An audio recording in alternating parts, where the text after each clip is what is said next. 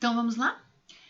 Vejam só aqui os representantes, né, dos grupos das plantas, num tamanho não proporcional. E, iniciando o capítulo 17, a apostila começa a tratar da célula vegetal. Antes de tratar dos tecidos e dos órgãos, eu tenho que tratar da célula, óbvio. Como que eu diferencio uma célula vegetal de uma célula animal? Lembrando que os dois são eucariontes, né? Então, a célula vegetal, ela sempre vai possuir plastos, que são organelas que armazenam alguma coisa. No caso dos cloroplastos, são organelas que armazenam clorofila, por isso que são verdes. Mas existem também os leucoplastos, que armazenam outras substâncias, lembrando que vem de branco, e cromoplastos, que armazenam outros pigmentos. Por isso que não é toda planta que é verde necessariamente. Isso pode estar relacionado à quantidade de luz, ou até mesmo à idade da planta, a espécie, enfim.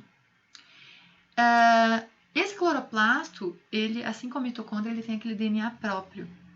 E ele tem membrana interna e externa. Então, o estroma é como se fosse o citoplasma. E esses tilacoides, que no seu plural chamam-se grânum, na membrana do tilacoide tem as proteínas, né, chamadas de fitocromos, que vão realizar esse processo aí de excitação do elétron da radiação luminosa até que haja a produção de glicose no fim dessa cadeia.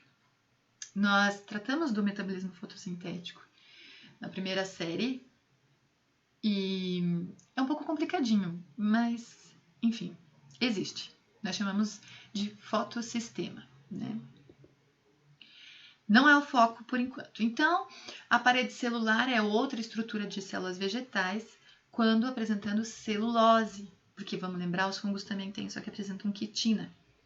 Então, a celulose confere rigidez, confere sustentação e podem ter ainda adicionalmente camada de ligninas, que são proteínas, quer dizer que tem mais resistência, mais impermeabilidade, e ceras, que são gorduras, que protegem aí contra a desidratação.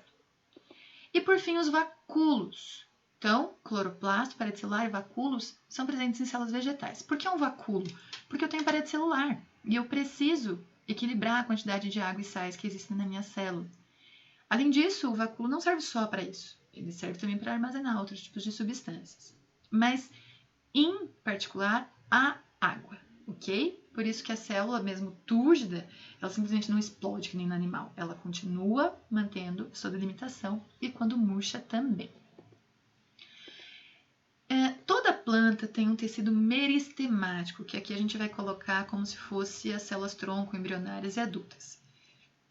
Ou seja, tem capacidade de indiferenciação celular e diferenciação celular. Quanto mais indiferente, quanto mais inespecífica a minha célula, maior minha possibilidade de divisão e de formação de outras células e outros tecidos, portanto.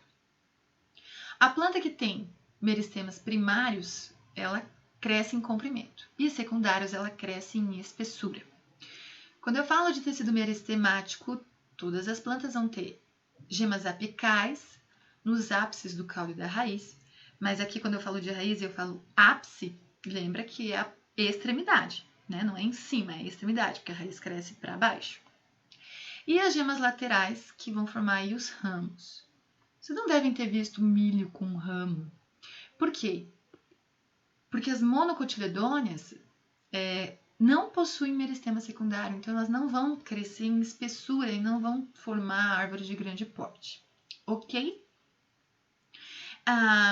Essa questão ali dos ramos, bem como das flores, dos frutos, vão estar relacionados a alguns hormônios vegetais que nós vamos ver mais para frente. Então, vamos lá. Os 3 tecidos principais da planta revestimento fundamental e vascular, ok?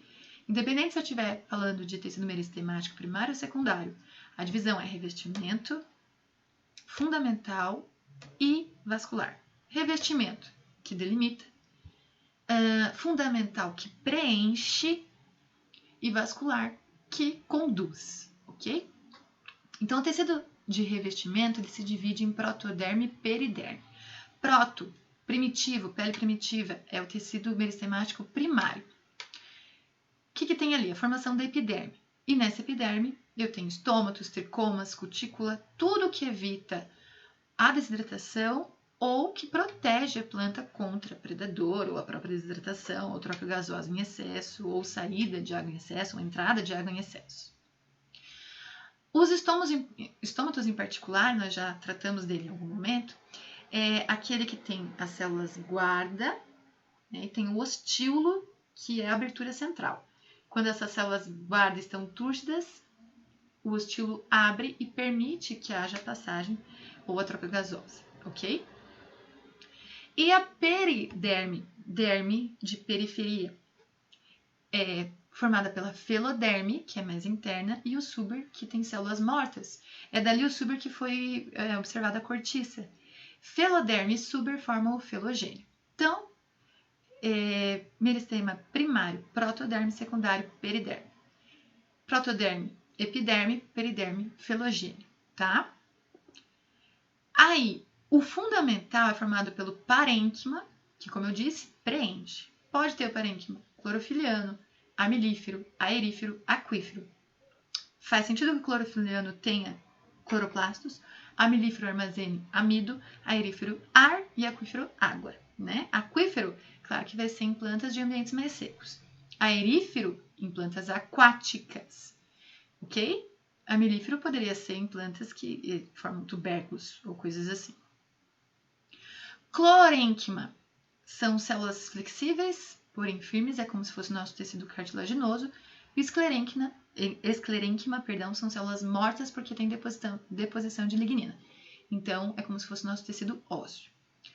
O parênquima, ele funciona como se fosse o... É um tecido conjuntivo, só que frouxo, digamos assim, né? Até voltando, o revestimento seria o nosso tecido epitelial. Não estratificado no caso da epiderme ou estratificado no caso da periderme. Por fim, nós temos o tecido vascular. O procâmbio primário e o câmbio secundário. Ambos são formados pelo floema, que conduz seiva sempre elaborada, ou seja, seiva orgânica, seiva que já tem o açúcar formado pela fotossíntese. E tem, portanto, células vivas, como elementos de tubo crivado, que tem poros para essa substância passar. E o xilema, que conduz a seiva bruta, então as células são mortas, formadas por elementos de vaso ou traqueides. São muito semelhantes, na verdade. O que tem que entender é que elementos de vaso e traqueides são do xilema, e elementos de tubo crivado é do floema. Mas olha a lógica, esqueci ali o do parênteses, sempre esqueço de por que eu tenho que ter um tubo crivado? Porque eu preciso passar a seiva orgânica para as minhas células. O xilema é a seiva bruta, é a água e esses minerais que eu pego lá da minha raiz. Então, não preciso ficar distribuindo. Logo, essas minhas células, além de terem que fazer uma condução, digamos, contra a pressão, né, da gravidade, elas têm que ser fechadas, impermeáveis, senão ela vai começar a passar essa seiva e não vai sustentar ninguém, certo? É isso. Espero que vocês tenham entendido e a gente vai falando mais nas aulas online.